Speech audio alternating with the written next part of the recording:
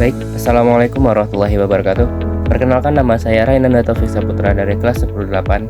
Di video kali ini saya akan membahas materi tentang perbedaan hadis, sunnah, khobar, dan asar, kemudian perkembangan hadis, dan yang terakhir adalah unsur-unsur hadis. Nah, langsung saja kita masuk ke materinya.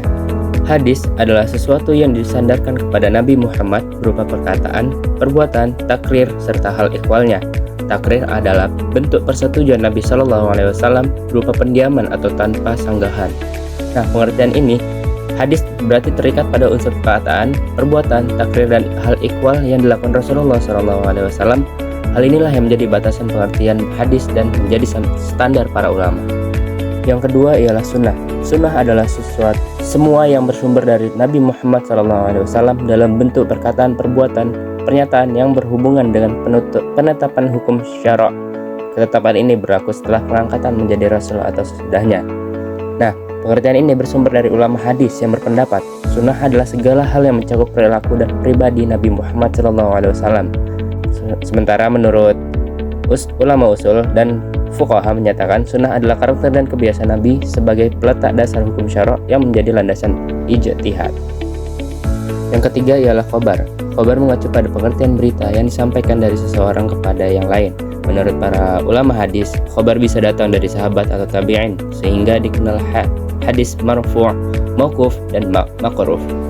Dengan penjelasan ini, khobar adalah segala berita yang datangnya dari selain Nabi Muhammad SAW.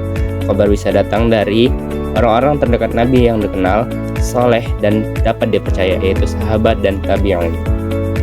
Dan yang keempat ialah asar. Asar adalah jamak dari utsur yang artinya berkesan atau sisa sesuatu. Para fuqaha menggunakan istilah ini untuk perkataan dari ulama salaf, tabi'in, sahabat, dan lainnya. Asar kadang dianggap lebih umum dibanding hadis dan khobar. Dengan penjelasan ini, asar dapat diartikan sebagai sisa atau bekas sesuatu yang datangnya dari selain Nabi Muhammad SAW, misalnya dari sahabat dan tabi'in yang menjadi saksi kehidupan Rasulullah SAW dan dapat dipercaya. Nah teman-teman, pada zaman sekarang media sosial berperan besar dalam menyebarkan segala informasi termasuk hadis. Namun sangat disayangkan di antara hadis-hadis yang disajikan melalui media sosial tersebut terdapat hadis yang tidak valid atau palsu. Hadis palsu atau yang bisa disebut dengan hadis maudhu adalah hadis yang disandarkan kepada Rasulullah SAW dengan dusta atau tanpa adanya kaitan yang hakiki dengan Rasulullah. Karena tidak ada kaitan dengan Rasulullah, maka hadis palsu sebenarnya bukanlah hadis. Hanya saja para ulama menamainya hadis karena sang rawi menganggapnya hadis. Seiring berjalannya waktu, hadis palsu semakin menyebar. Saat ini telah banyak beredar hadis palsu yang dilariskan oleh para penceramah di mimbar, sekolah, dan berbagai perkumpulan lain. Nah, bagaimana cara menyikapinya? Berikut adalah cara-cara menyikapinya. Nah, teman-teman bisa baca sendiri ya. Oke, kita lanjut ke materi berikutnya, yaitu perkembangan hadis. Hadis telah melewati proses sejarah yang sangat panjang.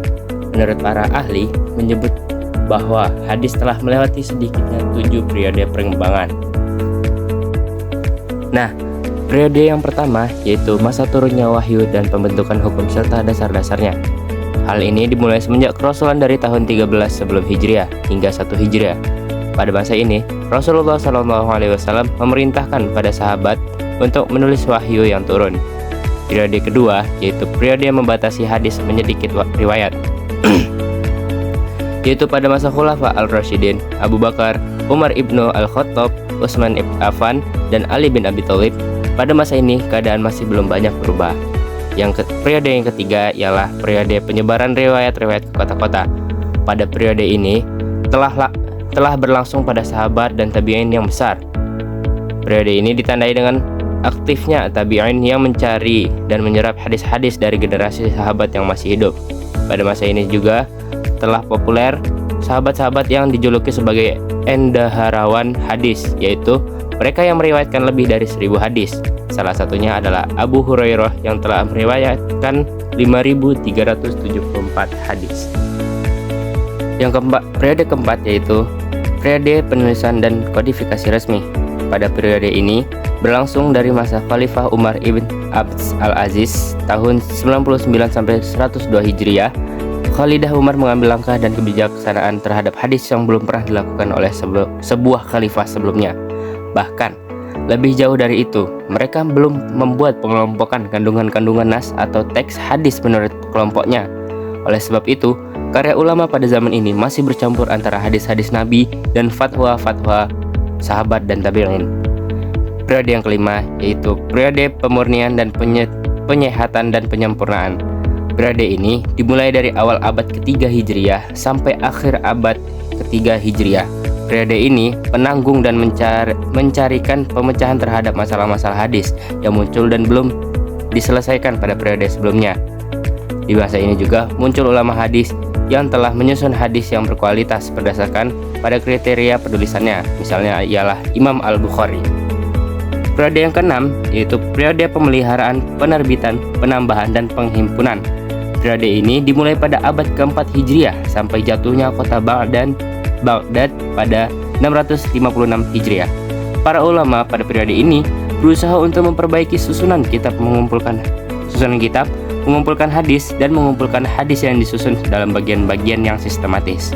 Dalam periode ini juga telah muncul kitab syarah atau kitab-kitab yang mengomentari kitab-kitab hadis tertentu. Periode yang ketujuh ialah periode pensyarahan, penghimpunan, pentakhrijan, dan pembahasan. Sejak jatuhnya kota Baghdad pada abad keempat Hijriah hingga sekarang, periode ini masih meneruskan kegiatan masa sebelumnya. Kegiatan umum pada periode ini ialah mempelajari kitab-kitab yang telah ada dan mengembangkannya, membuat pembahasannya, dan membuat ringkasan terhadap kitab hadis yang telah ada. Oke, sekarang kita masuk ke pembahasan materi yang terakhir, yaitu unsur-unsur hadis. Ada 3 unsur-unsur hadis. Yang pertama adalah sanad, yang kedua matan, dan yang ketiga rawi. Nah, yang pertama adalah sanad. Sanad adalah mata rantai perawi hadis yang menghubungkan kepada matan hadis. Untuk contoh-contohnya nanti ada di akhir slide pembahasan materi. Yang kedua itu adalah matan. Matan adalah teks suatu hadis atau isi, yakni sabda Rasulullah SAW yang disebut setelah sanadnya. Kemudian yang terakhir ialah rawi. Rawi adalah orang yang memindahkan hadis dari seorang guru kepada orang lain atau membukukannya ke dalam suatu kitab hadis. Nah, berikut adalah contoh sanad, matan, dan rawi. Bisa dilihat pada hadis berikut. Bismillahirrahmanirrahim. An Muhammadin an Abi Salamah an Abi Hurairah anna an-nabiyya sallallahu alaihi wasallam qala laula an asyqa ala ummati lamartuhum bis-siwaki 'inda kulli shalah, rawahu Tirmidzi. Untuk bagian an Muhammadin an Abi Salamah an Abi Hurairah anna an-nabiyya sallallahu alaihi wasallam qala, itu adalah sanadnya. Lalu bagian laula an asyqa ala ummati lamartuhum bis-siwaki 'inda kulli shalah, itu adalah matannya atau isinya, yang berarti sabda Rasulullah SAW. Dan yang terakhir ialah rawahu Tirmidzi, yaitu perawinya. Mungkin hanya segini yang dapat saya jelaskan, kurang lebihnya mohon maaf. Saya akhiri, wassalamualaikum warahmatullahi wabarakatuh.